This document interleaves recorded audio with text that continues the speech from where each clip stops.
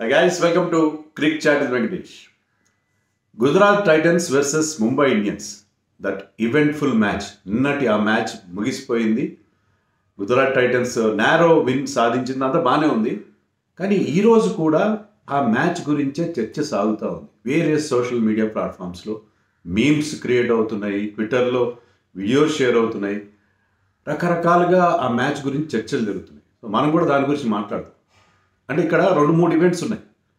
అదేంటంటే ఈ మ్యాచ్లో డెఫినెట్గా అహ్మదాబాద్ క్రౌడ్ నుంచి ఒక హాస్టైల్ రిసెప్షన్ ఉంటుంది హార్దిక్ పాండ్యాకి.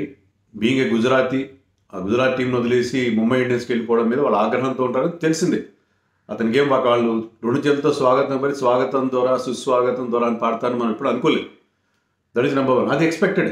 అతనికి అలా అదే రియాక్షన్ లభించింది, ఎక్స్పెక్టెడ్. రెండోది ఏంటంటే ఆ మ్యాచ్ సందర్భంగా హార్దిక్ పాండ్యా ఎలా బిహేవ్ చేసినా, అతని బాడీ లాంగ్వేజ్ ఎలా ఉన్నా సరే దానికి రకరకాల ఇంటర్ప్రిటేషన్స్ సోషల్ మీడియాలో ఎదురవుతాయి అని చెప్పి కూడా మనం expected. What was not expected, మనం ఎక్స్పెక్ట్ చేయింది ఏంటంటే లాస్ట్ 5 ఓవర్స్లో 43 రన్స్ చేయాల్సిన టైంలో ముంబై ఇండియన్స్ గెలవకపోవడం ఏంటి?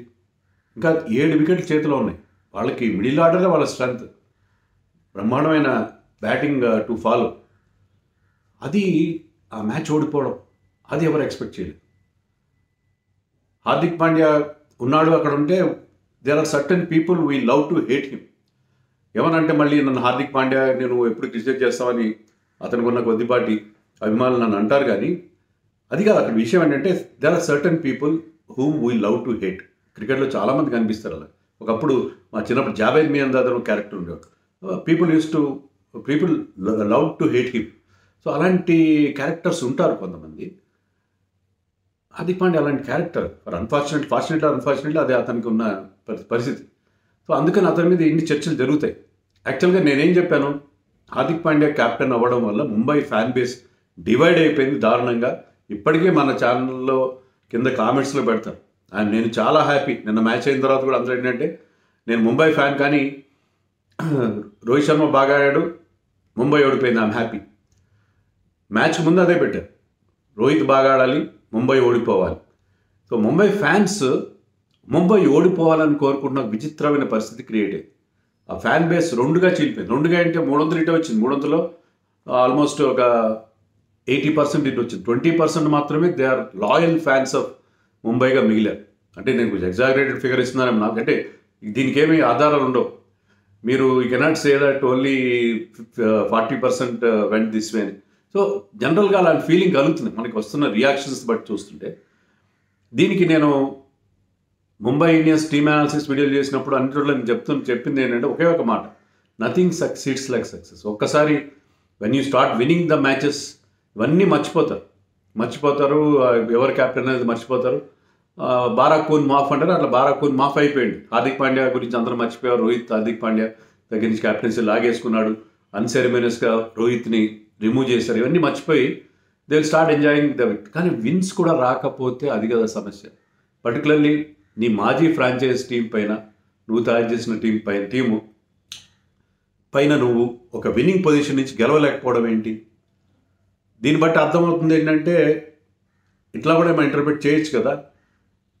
గుజరాత్ టైటన్స్ గ్రాండ్ సక్సెస్కి ఫస్ట్ ఇయర్ టైటిల్ గెలవడానికి, సెకండ్ ఇయర్ ఫైనల్ దాకా వెళ్ళి నేరోగా ఓడిపోవడానికి అన్నిటికీ కారణం ఏంటంటే హార్దిక్ పాండ్యా గొప్పతనం కదా, కోచ్ ఆశీష్ నెహ్రా గొప్పతనం అనేది కూడా ఫీలింగ్ కలుగుతుంది. ఆశీష్ నెహ్రా నిన్నటి మ్యాచ్లో కూడా చూసాం, అతను బౌండరీ లైన్ వెనక నుంచి బోల్డన్ని ఇన్స్ట్రక్షన్స్ పాస్ ఆన్ చేయడం, అందరు చెవులకు ఉరికేస్తూ ఉంటాడు. మీరు ఆహనా పెళ్ళంట అనే సినిమా చూసారు కదా, దాంట్లో ఒక క్యారెక్టర్ ఉంటుంది. దాంట్లో అతను వచ్చి కోట శ్రీనివాసరావు చెవులు ఏదో ఊదుతూ ఉంటాడు. సో అలాగా చాలా ప్రోయాక్టివ్ కోచ్ వాళ్ళకు ఉన్నాడు. ఆ కోచ్దే అక్కడ మెయిన్ రోల్ అనేది కూడా ఒక థియరీ ఎస్టాబ్లిష్ అయ్యేలాగా ఉన్నది ఈ విజయం. గుజరాత్ టైటన్స్తో ఫస్ట్ మ్యాచ్ ఉండడం, దాంట్లో గుజరాత్ టీం గెలవడం, ఇవన్నీ కూడా ఏంటంటే హార్దిక్ పాండ్యాకి పెద్ద పీడకల అయిపోయింది.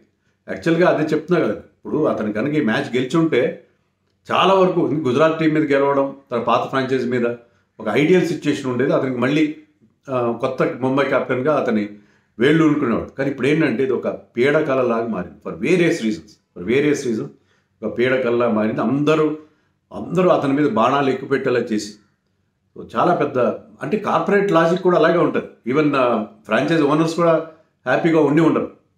ఎందుకంటే వాళ్ళు కూడా కార్పొరేట్ థింకింగ్ ఎలా ఉంటుందంటే, ఓకే కొన్ని టఫ్ డెసిషన్స్ తీసుకుంటాం that may not go well with the employees, అయినా కూడా మనకి రిజల్ట్స్ వస్తాయి, రిజల్ట్స్ విల్ స్పీక్ అన్నట్టుగా వాళ్ళు ఉంటారు. సో అదే విధంగా వాళ్ళు ఊహించారు. హార్దిక్ పాండ్యా అంత సక్సెస్ఫుల్ క్యాప్టెన్, అంత మంచి ఆల్రౌండ్ ప్లేయర్, అతను తీసుకొచ్చి క్యాప్టెన్ చేస్తే మనకి ఫ్యూచర్లో రోహిత్ రిటైర్ అయిన తర్వాత కూడా మనకి మంచి క్యాప్టెన్ ఉంటాడు, అతను will continue to give us victories, మన టీంకి ఆ బ్యాలెన్స్ కూడా ఇస్తాడు ఆల్రౌండర్ అని చెప్పి వాళ్ళు ఆ లాజిక్తో తీసుకొచ్చారు. కానీ ఎమోషనల్ థింగ్స్ వేరే, అది కార్పొరేట్ వరల్డ్లో వర్కౌట్ అవుతుందేమో, క్రికెట్లో వర్కౌట్ కాదు. Cricket fans are emotional, highly emotional people, highly volatile and highly emotional people. So ఇక్కడ అది వర్కౌట్ కాదు, క్లియర్గా మనకు అర్థమవుతుందంటే వర్కౌట్ కావట్లేదు. అది అక్కడ వచ్చిన ప్రాబ్లం. వాళ్ళు కూడా ఆలోచనలు పడి ఉంటారు, ఏంటి వీడి కోసం తీసుకొస్తే ఇదంతా వీడి గొప్పతనం కాదా, అదంతా ఆశీష్ నెహ్రా గొప్పతనమా, వాట్ ఈస్ హ్యాపెనింగ్ అని చెప్పి. ఆల్రెడీ నేను కొన్ని హిందీ యూట్యూబ్ ఛానల్స్ అంటే కొంచెం వాళ్ళు సెన్సేషనల్ చేయడం, వాళ్ళు క్యాప్టెన్సీ మార్చేస్తారు, బ్రేకింగ్ న్యూస్ అని కూడా పెట్టారు. సో ఇవన్నీ జరుగుతుంటాయి. ఇలా అలాంటిది ఏం జరగదు, ఇమీడియట్గా ఏం జరగదు. అంత నీజర్ రియాక్షన్ ఇవ్వడానికి అక్కడ ఉన్న ఏదో ఆర్డినరీ పీపుల్ కాదు, they Reliance people, they know how to handle things. ఇలాంటి ఎన్నో క్రైసిస్లు వాళ్ళు హ్యాండిల్ చేస్తారు. సో వాళ్ళు అక్కడ అలాంటి ఆల్రెడీ ఒక ఇంప్రెషన్. వాళ్ళు కూడా ఏంటంటే హార్దిక్ పాండ్యా వస్తే అతను మనకి ఎలా అయితే ధోని సిఎస్కే గెలిపించి పెడుతున్నాడో, అలాగే ఇతను కూడా మామూలు అంత చిన్న టీంకే, వీక్ టీంనే గెలిపించాడు. ఇక్కడే ఉంది మనకి బ్రహ్మాండమైన స్టార్ స్టడెడ్ లైనప్ ఉంది, ఇక్కడ ఆయన ఇంకా మంచి రిజల్ట్స్ ఇస్తాడని చెప్పి వాళ్ళు ఎక్స్పెక్ట్ చేసి ఉంటారు. కానీ అలా జరగట్లేదు కదా, అక్కడ జరగట్లేదు. అది వచ్చిన అక్కడ మెయిన్గా ప్రాబ్లం ఏంటి అన్నట్టుగా ఇవన్నీ పక్కన అవి కూడా మాట్లాడదాం మనం. అసలు సోషల్ మీడియాలో దాన్ని ఎలాగా రాంగ్ ఇంటర్ప్రిటేట్ చేస్తున్నారు అనేది కూడా మనం మాట్లాడదాం. మెయిన్ థింగ్ ఏంటంటే హార్దిక్ పాండ్యా తీసుకున్న నిర్ణయాలు, వాటిని క్వశ్చన్ చేస్తున్నారు. నాట్ ఓన్లీ నాకు నిన్నటి నుంచి వాట్సాప్లో కానీ ఇన్స్టాగ్రామ్లో కానీ అన్నింటిలో హార్దిక్ నిర్ణయాల మీద కామెంట్స్ రావడమే కాకుండా ఈవెన్ ఇర్ఫాన్ పఠాన్ లాంటి వాళ్ళు కూడా క్వశ్చన్ చేస్తున్నారు. ఫస్ట్ ఆఫ్ ఆల్ టాస్ గెలిచి ముందు ఫీలింగ్ తీసుకున్నాడు, బాగానే ఉంది ఆ డెసిషన్, దాన్ని తప్పడానికి లేదు. సారీ తాదేసి ముందు ఫీలింగ్ తీసుకున్నాడు. కానీ అతను చేసింది ఏంటి, అక్కడ నీకు మంచి మంచి బౌలర్స్ ఉన్నారు, బుమ్రా ఉన్నాడు, కట్జే ఉన్నాడు, తర్వాత ల్యూక్వుడ్ ఉన్నాడు. ఇలాంటి బౌలర్స్ని పెట్టుకుని నువ్వెందుకు ఓపెన్ చేసావు బౌలింగ్? గుజరాత్ చేసావంటే అర్థం ఉంది. అదే క్వశ్చన్ చేసాడు ఇర్ఫాన్ పఠాన్ ఏమంటాడంటే, నువ్వు బౌలింగ్ ఓపెన్ చేయడం ఏంటి బుమ్రాకి ఇవ్వకుండా, బుమ్రా లాంటి బౌలర్ని పెట్టుకుని నువ్వు అతనికి న్యూ బాల్ ఇవ్వకుండా. Bumrah was brought in I think 3rd over ఎప్పుడో 4th ఓవర్ వచ్చాడు బుమ్రా, రాగానే వికెట్ తీశాడు, బ్యూటిఫుల్ బ్లాక్ హోల్ లెంత్ డెలివరీతో. సో నువ్వు రావడం ఏంటి బౌలింగ్కి? అది నెంబర్ 1. సరే బౌలింగ్కి అనవసరంగా ముందుకు వచ్చాడు, 3 ఓవర్లు వేసాడు, ముచ్చటగా 30 రన్స్ ఇచ్చాడు, did not pick up a wicket. First ఓవర్లోనే సాహా ఒక బౌండరీ కొట్టాడు, గిల్ ఒక బౌండరీ కొట్టి, సెకండ్ ఓవర్లో కూడా Saha hitting for couple of more boundaries. So Hardik Pandya తేలిపోయాడు, బౌలర్గా తేలిపోయాడు, ఇంత ఖర్చు పెట్టి తీసుకొచ్చి. కానీ అన్నిటికంటే ఇంకా అభ్యంతరకరమైన డెసిషన్ ఎవరికైనా సరే, నువ్వు 3 పొజిషన్లో 4 పొజిషన్లో ఆడు గుజరాత్ టైటన్స్. సరే ఇక్కడ మంచి బ్యాటింగ్ ఉంది, నువ్వు ఆడితే 5లో ఆడు. ఈవెన్ సూర్యకుమార్ కూడా లేడు, మామూలుగా అయితే నువ్వు 5లో ఆడాలి, నెంబర్ 5లో ఆడాలి.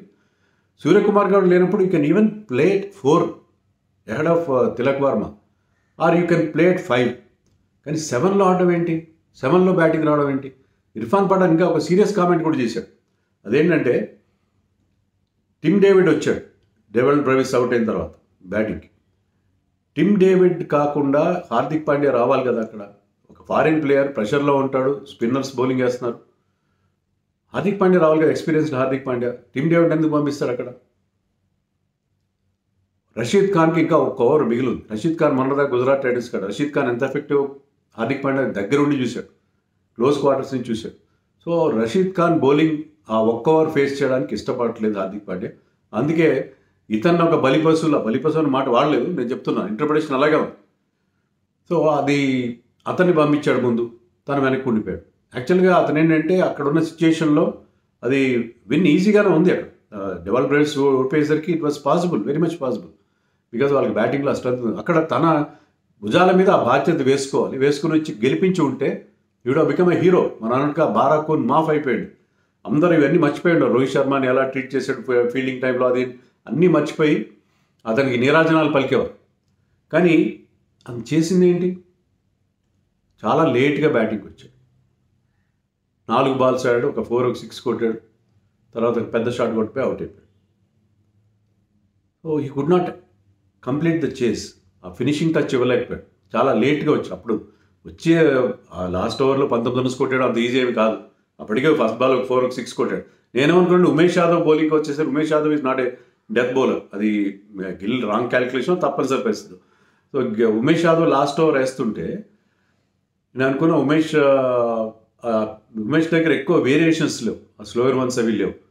కానీ లక్కీగా అతను ఏంటంటే ఈ కొత్త రూల్ ప్రకారం ఒక షార్ట్ బాల్ ప్రయోగించాడు. నేను ఆ స్టాట్స్ చూడాలి ఈసారి ఎక్కడ దొరుకుతాయేమో. ఎంతమంది ఈ ఇప్పటివరకు జరిగిన 5 మ్యాచ్ల్లో ఎంతమంది ఈ షార్ట్ పిచ్ బౌన్సర్స్ అవుట్ అయ్యారు అనేది, అట్లీస్ట్ షార్ట్ బాల్స్ అవుట్ అయ్యారు. ఎందుకంటే చాలా ఎక్కువగా యూజ్ చేస్తున్నారు, లెంత్ చాలా మారిపోయింది. There is lot of start stuff we have seen in the 5 matches. కొత్త rule 2 bouncers per over rule వచ్చిన ఆ బౌన్సర్ అతను ఆడలేకపోయాడు, దాన్ని క్యాచ్గా ఇచ్చాడు హార్దిక్ పాండ్యా. సో హార్దిక్ పాండ్యా అంత లేట్గా బ్యాటింగ్ రావడం ఏంటి? మరి ఎందుకు అతను తన మీద ఆ బాధ్యత వేసుకోలేదు? గుజరాత్ టైటన్స్లో అవసరమైతే ముందొచ్చి అన్ని రకాల తన భుజాల మీదకి వేసుకొని గెలిపించినవాడు. ఇక్కడ ఎందుకు YR shying away from responsibility? ఇది చాలా మందికి కోపం చెప్పించి ఇవన్నీ పక్కన పెట్టాడు. అతను రోహిత్ శర్మతో సరిగ్గా అతన్ని బౌండరీ లైన్ పంపించాడు, ఇంకోటి చేశాడు. ఇవన్నీ ఇంటర్ప్రిటేషన్స్. దాంట్లో యాక్చువల్గా అక్కడ ఏముంది ఎవరికి తెలియదు. ఇది మాత్రం ఈ 2 నిర్ణయాలు, ముందుగా బౌలింగ్ వేయడం, బుమ్రా ఎంత అద్భుతమైన బౌలింగ్ వేశాడు, ఎంత అద్భుతమైన ఫామ్లో న్యూ బాల్ ఇవ్వకపోవడం ఏంటి? లేకపోతే కొత్త వాళ్ళకి కట్ చేయకి, లేకపోతే గివ్ ఇట్ టు లిక్విడ్. అంతేగాని నువ్వు బౌలింగ్ వేయడం, అది liquid of course bowled along side him. నేనది ఏంటంటే అతను బౌలింగ్ వేయడం కంటే కూడా బ్యాటింగ్ అంత లేట్గా నెంబర్ 7లో batting. I think one Pollard was around also, అంటే ఒరిజినల్ ముంబై సెట్ సూర్యకుమార్ వీళ్ళందరూ ఉన్నప్పుడు కూడా Hardik used to bat at 6, mostly at 6, not later than 6. తర్వాత కృణాల్ పొలార్డ్ లాంటి వాళ్ళు ఆడేవారు, లేదా పొలార్డ్ కొన్నిసార్లు ముందు ఆడేవారు అనుకుంటా. కానీ 6 కంటే ముందు 7లో ఆడడం ఏంటి, 7లో రావడం ఏంటి? That is not acceptable. So ఆ రకంగా అతను చాలా ఇంకోటి ఇంకా ఏమి చెప్పాలి, అహ్మదాబాద్ క్రౌడ్ రియాక్షన్. ఇంకా వాళ్ళు లాస్ట్ టైంలో రోహిత్ రావు తను వచ్చారు, తర్వాత హార్దిక్ పాండ్యాకి there was lot of booing. చాలా అతని మీద యాంగ్రీ రియాక్షన్ మనకు కనిపించింది. తర్వాత శుభ్మన్ గిల్ టాస్ టైంలో మాట్లాడడానికి అతను రాగానే విపరీతమైన, అతనికి మామూలుగా అంత వాళ్ళ క్యాప్టెన్కి అంత మంచి రెస్పాన్స్ ఉండేది, కానీ శుభ్మన్ గిల్ చాలా పెద్ద హీరో అయిపోయాడు వాళ్ళకి, thanks to Hardik Pandya. So Shubman గిల్కి బ్రహ్మాండ రిసెప్షన్ ఇచ్చారు. వెరాజ్ హార్దిక్ పాండ్యా ఎప్పుడు బౌలింగ్కి వచ్చినా సరే, ఫీల్డింగ్లో కాస్త కాలు జారి కింద పడినా, ఏం చేసినా సరే లాట్ ఆఫ్ బూయింగ్ వాజ్ దేర్. దానికి వీళ్ళు ఫారిన్ కామెంటేటర్స్ ఆశ్చర్యపోయారు. కెవిన్ పీటర్సన్ బహుశా ఎప్పుడు చూడలేదు ఒక ఇండియన్ స్టార్ క్రికెటర్ని ఈ రకమైన బూయింగ్ చేయడం, క్రౌడ్ అట్లా అతని మీద విరుచుకుపడడం అనేది ఎప్పుడు చూడలేదమ్మ. ఏంటి ఇలా జరుగుతున్నారు?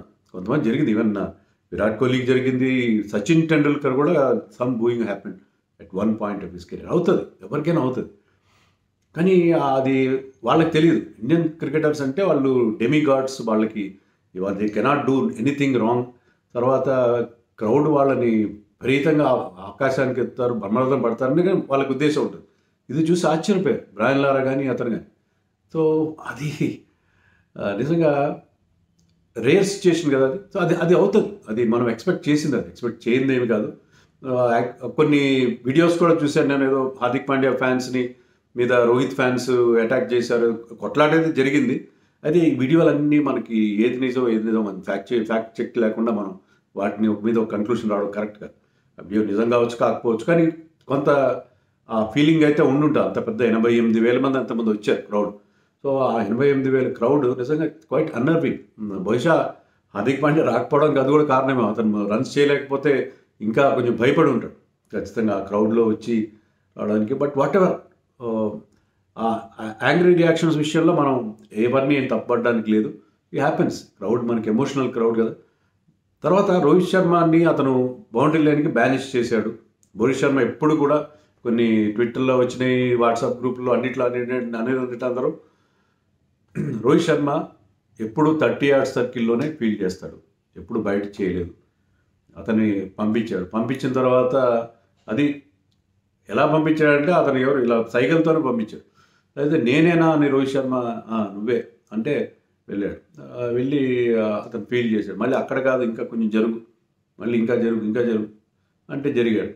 అటు జరిగాడు. ఇవన్నీ సర్క్యులేట్ అవుతున్నాయి. ఇక్కడ ఏంటంటే అందరూ దానికంటే ఐఆమ్ ది బాస్ హియర్, నువ్వు ఇండియా కెప్టెన్ అయితే నాకేంటి, ఇక్కడ I am the boss here and you have to obey my orders అన్నట్టుగా ఇంటర్ప్రిటేషన్ ఇచ్చారు. కానీ అది కొంతే correct. Hardik Pandya body language బాగాలేదు, ఒప్పుకుంటా. నేను ఒక సీనియర్ క్రికెటర్ అన్నప్పుడు కొంచెం అటు వెళ్ళవా ప్లీజ్, మనం ఎవరిని అంటాం అంటే కొంచెం తప్పుకోరా ప్లీజ్, మీరు బస్సులోనూ మెట్రోలోనూ ప్రయాణం చేస్తున్నారు, ఎవరన్నా మీకు పెద్ద ఆయన ఉన్నాడు, ఎవరన్నా కొంచెం జరగారా అంటారు, జరుగు అన్నారు కదా.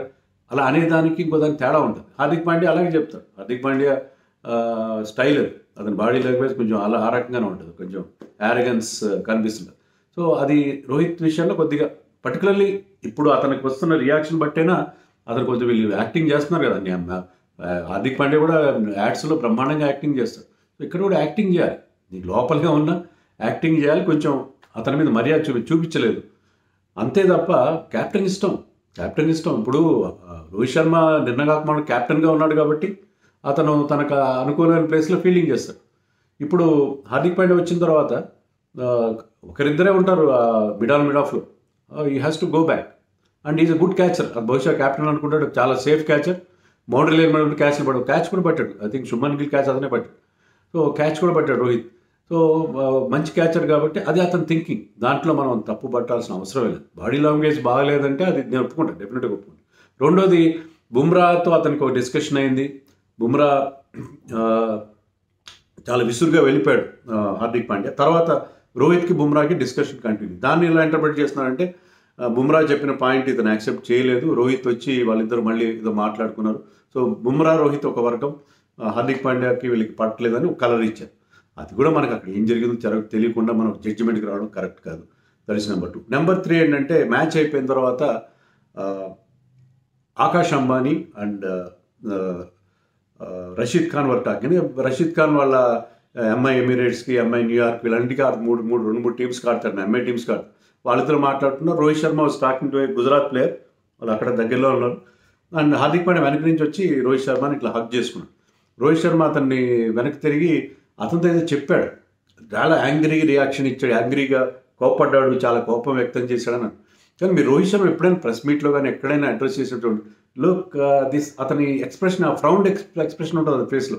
మాట్లాడేప్పుడు ఇప్పుడు ఇలాగే పెడతాడు. దాన్ని అతను కోపంగా ఉండడం కాదు, ఒక పెద్దన్నగా అతనికి అడ్వైజ్ చేశాడు, ఇక్కడ మ్యాచ్లో నువ్వు పలానా టైంలో పలానా చేయాల్సింది, ఇలా చేయలేదు అని చెప్పి ఒక పెద్దన్నలాగా అడ్వైజ్ ఇచ్చాడు. అంతే తప్ప యాంగ్రీగా కోపడ్డాడు, చాలా కోపం వ్యక్తం చేసాడు, ఇవన్నీ కూడా మనం కింద సోషల్ మీడియా ఈవెంట్స్ అంటారా, ఇది మనం ఊహించుకుని రాసుకుంది. సో ఇవన్నీ మనం మాట్లాడడం అనవసరంగా నేను చెప్తున్నా. సో దీని గురించి మనం డిస్కస్ చేయడం ఏమాత్రం కరెక్ట్ కాదు. సో ఇవన్నీ జరుగుతూనే ఉంటాయి, ఇలాంటి ఈవెంట్స్ జరుగుతూనే ఉంటాయి. అవన్నీ వాటిలో మనం తప్పు పట్టాల్సిన అవసరం ఏమాత్రం లేదని చెప్పి నేను అనుకుంటున్నాను. సో ఇదే ఈ ఇష్యూస్ మీకు ప్రజెంట్ చేద్దామని చెప్పి నేను వీడియో చేస్తున్నాను. సో ఏం చేయాలంటే హార్దిక్ పాండ్యా, రోహిత్ శర్మ వాళ్ళిద్దరు కలిసి ఒక మంచి ముంబై ఇండియన్స్ సోషల్ మీడియాలో బౌలింగ్ చేస్తారు, వాళ్ళు సరదాగా జోకులు వేసుకుంటా, వాళ్ళు చాలా ఫ్రెండ్లీగా all is well, we don't know whether all is well or not, that is not our concern అని ఒక బ్రహ్మాండమైన వాళ్ళిద్దరు సరదాగా స్పెండ్ చేస్తున్న వీడియోస్ రిలీజ్ చేయాలి. లేకపోతే ఇది చిలికి గాలివాన్ అవుతుంది. అనవసరంగా అసలు మ్యాచ్ మర్చిపోయి మనం ఇలాంటివన్నీ మాట్లాడుకోవాల్సి వస్తుంది. సో దీనికి వాళ్ళు ఏం చేయాలి, ముంబై ఇండియన్స్ వాళ్ళు బ్రేక్ ద ఐస్, వాళ్ళిద్దరి మధ్య ఏమన్నా కోల్డ్ వార్ ఉంటే దాన్ని బ్రేక్ చేసి దానికోసం ఒక చర్య తీసుకోవాలి. లేదు ఇదే బాగుంది, ఇది ఒక మంచి మసాలా ఉందని చెప్పి బ్రాడ్కాస్టర్స్ భావించవచ్చు, కానీ that is not good for Mumbai Indians or for IPL or for Indian cricket also. ఎందుకంటే తర్వాత మనం వరల్డ్ కప్లో వీళ్ళు కూడా ఆడాలి. సో దీనికి ఇక్కడే ఒక ఫుల్ స్టాప్ పెడితే బాగుంటుందని అనుకుంటాను. మరి మీరేమనుకుంటారో కామెంట్స్లో చెప్పండి.